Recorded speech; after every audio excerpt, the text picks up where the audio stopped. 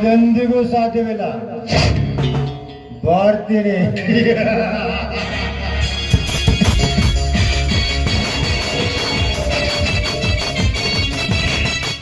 ಹೋಗು ಹೋಗು ದರಿದ್ರ ಮಗನೇ, ಹೋಗು. ಬೆಂಗಳೂರಿಗೆ ಹೋಗ್ತೀಯಾ? ಬೆಂಗಳೂರಿಗೆ ಈ ರಾಮನಗೌಡ ಬಿಟ್ಟರಲ್ಲವೇ ನನ್ನ ಕೆಲಸ ಮುಗಿದ ಮೇಲೆ ಬೆಂಗಳೂರಿಗೆಲ್ಲ ಮಗನೇ ಈ ಲೋಕದಿಂದಲೇ ಕಳಿಸುತ್ತಾನೆ ಈ ರಾಮನಗೌಡ.